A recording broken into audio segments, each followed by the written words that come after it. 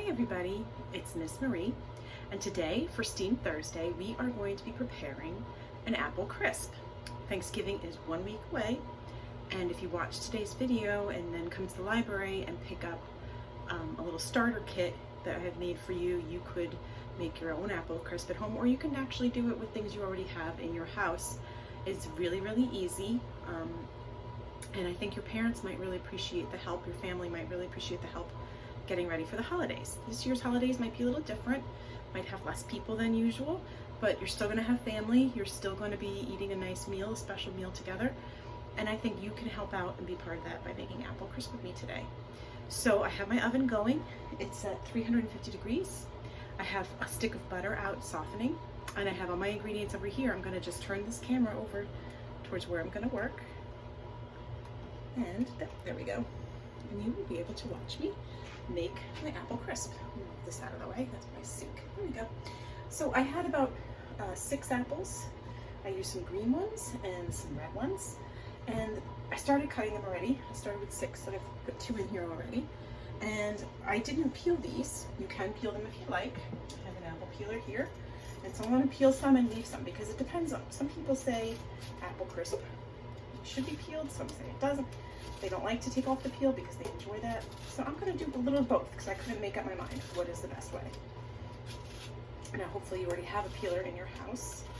If not, you can just leave the peel on there. So I am peeling my apple for apple crisp. Alright, I'm going to do a red one. Now, I'm going to be using a butter knife to cut my apples. I know it sounds crazy, but you can do it with a butter knife. If you have a plastic knife, that'd be great. You can use that too. You don't have to use a sharp knife. So this is something your parents would probably say is okay for you to do. And if you have, and you don't want to use a knife, but you have one of these, you can do this too. This is called an apple core. I'm going to show you how it works. You don't have to have one. I have one because I do a lot of cooking and baking. So you line up your core right over where the stem is, put it down on the solid surface, and you push. There we go. Sometimes wiggle and push, and then hit, and it takes the core and all the seeds and everything right out of the apple, which is pretty cool. And then I have all these slices. So that's, if you have one at home, you can use your core too. These slices are a little big. I don't want to make them too small, but I don't want them quite this big, so I'm going to cut these in half. If you make them too small, it's going to kind of turn into an apple sauce, which is delicious, but not necessarily what your family's looking for this Thanksgiving. So let's cut this here. See how easy it is with this butter knife. I actually go all the way around the core. That one had a brown spot, but that's okay because it's going to get baked right into the apple. Cut those into little smaller pieces. Not too small. You don't want them to be too mushy after we cut them. So, I'll keep doing all that. You can see my hands are washed. I washed them right before I started making this video. My counter is washed. Everything here is clean and washed, ready to go. So my apples are starting to add up in here. And it's okay if they brown a little bit. Some people like to put lemon juice in there to stop them from browning. I think they're just fine because we're going to end up adding cinnamon to them anyway, and then they're going to bake and turn brown. So I don't have to worry about them turning brown a little bit. Let's see. Let's do another apple. I don't know if we have quite enough. Yeah. Let's see. This is something you could make a day or so before the holiday, so that's good. It frees up the kitchen. If your family is busy in there, your grown-ups are in there busy cooking away, you can do this a day before. Keep it in the refrigerator and take it out and warm it up. By the way, I'm saving some vanilla ice cream to eat with this because I think that is the best treat for the holidays. Some vanilla ice cream on the apple crumble is delicious. All right, I think I might have enough apples now. Maybe I don't need that 6th one. It really is going to depend on the size of your apples and the size of your pie plate. Now the pie plate I'm going to be using, so let me just switch this out of the way. I have to use this one, which is just a very simple aluminum one. If you have a nicer pie plate that your parents or grandparents say you can use, you can do that instead. I'm going to use this one. And put my finger on the light. I'm going to butter the inside of this with my stick of butter. And then I'm going to need that stick of butter for something else. But first I'm just going to take a little bit and just sort of gently rub it inside the plate, the pie plate, because I don't want my apples to all stick to the bottom. That wouldn't be nice. I'll only do a little bit on the sides. Like that. Okay. And then the rest of that butter I'm going to put in another bowl. So I'm going to need that. Now, because this is so thin, I'm going to also put it on top of a baking sheet when I put it in the oven, like this, so that it's supported underneath, so that when I take this out, it doesn't flop all over the floor. All right, so now I have my butter. It's softened. I've left it out for at least half an hour to get it to where it's easy to work with. This is where the clean hands are super important. And I'm going to place 3 packets of this instant oatmeal. This one is sweetened already with maple and brown sugar. I'll place the 3 packets in there. And that comes out to be a little over 2, closer to 3 cups of this lovely stuff. It's nice because it's got already some seasonings and things in there. All right, so now I'm going to use my hands, they're clean, and I'm going to mix my hands in with the butter and the oats and the seasonings that were in there, the sugars and the cinnamon and whatever else is in there. I'm going to really mix it up until all of this oatmeal is incorporated into the butter, because that is going to be a nice yummy topping.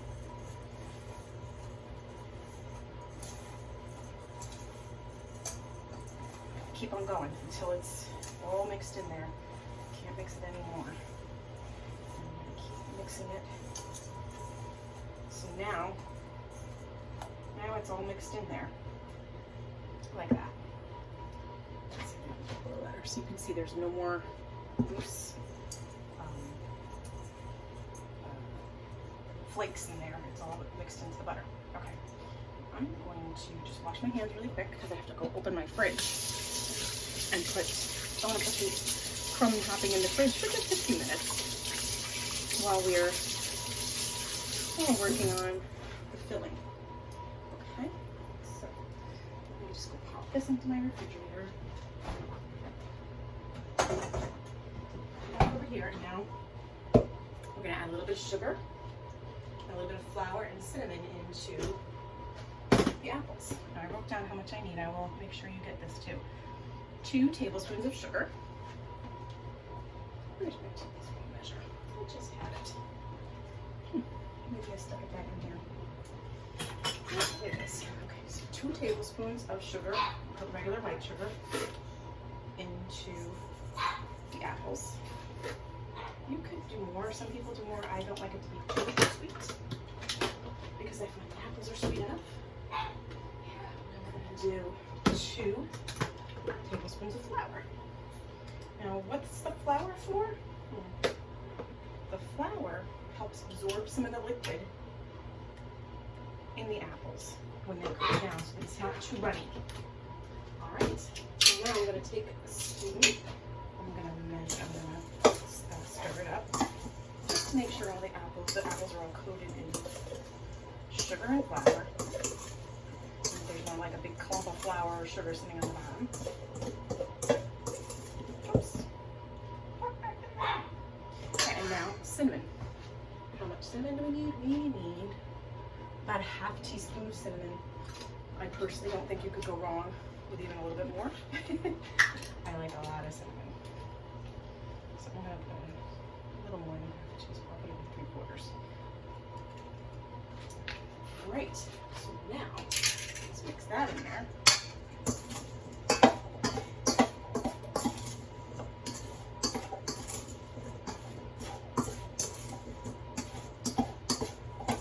That smells so good. Too bad smell-o-vision isn't real.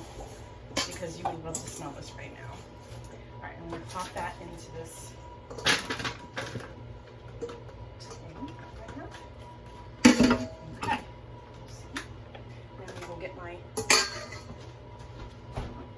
topping. I'm gonna use my hands again, and I'm gonna crumble this over the top. Just making like crumbs out of it, because that's why it's called apple crumble. You don't have to make a crust. Crust can be hard to make, especially if you're not an experienced baker. So I'm just gonna crumble, crumble, crumble until that's all used up and covering the top of this. I'm gonna let you know a little secret. Crumble is my favorite part. I love the topping. So I like to have plenty of it. And that's why I gave you 3 packets of that oatmeal, because I think that will be enough to give you a nice crumbly topping. Plenty of crumble to go around for everybody. I cannot wait to get this in there to bake. You could bake this and then reheat it the next day too. It reheats really nicely. So just pop it in the microwave or pop it in the oven for a couple minutes in a low temperature. Parents or family can help you with that. Okay. Let me wash my hands again because they're very buttery. And dry them. And like I said, I'm going to put it on top of a cookie sheet so it doesn't spill over. All right, so now that is ready to go into the oven. I'm going to pop it in the oven for about 30 minutes. And check on it, and it says anytime between 30 and 40 minutes. So I'll be back. So my house smells wonderful. Crumble's baking, and I just realized that I have time for a quick little lesson. Yes, I'm one of those moms. So what I figured was, while I was making the apple crumble, I said to you how sometimes people put lemon juice in to stop the apples from browning. I'm going to show you a little experiment. We're going to figure out why that happens. I'm going to turn this down so you can see. I have some apple slices here. I have some lemon, and I'm going to squeeze the lemon over. I'm going to rub it over the one of the apple slices. One I'm going to leave plain, and one I'm going to run under some water. And don't forget, this was the one. I'll put the one with the lemon next to the lemon. And when I come back, we're going to check and see which ones have turned brown and which ones haven't. So remember, this is the one that has lemon juice, this is the one that's just got nothing on it, and this one has water on it. All right, we're back. Okay, everybody, I am back, and as you can see from our experiment here, the one that was rubbed in lemon juice still looks pretty new, pretty fresh. The one that was run under the water is a little bit brown. I think if we had actually soaked these in the water, that might have kept them closer to what the lemon juice looks like. And the one that was left out in the air is turning brown pretty quickly. And that is because all fruits and vegetables contain an enzyme or protein in them that reacts with the air. And they're not really sure why that happens. They think it could be to protect them from animals eating them, because if it turns brown, other animals might think it's not good and not want to eat it. It could also be the process of healing after the fruit or vegetable has been damaged.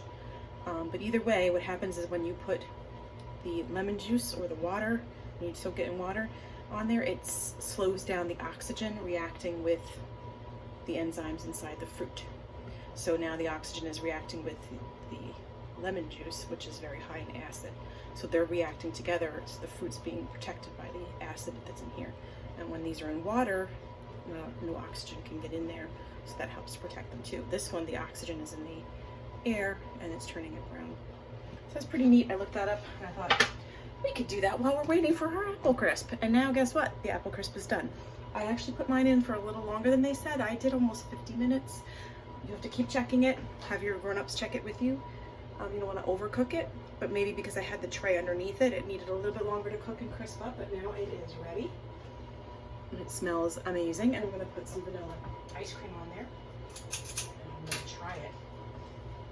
I'm going to have to make another one for my family because I'm eating this one. Mm. It's delicious. I hope you enjoy this, making this for your family. I hope you and your family has a wonderful Thanksgiving, and I will see you soon. Bye.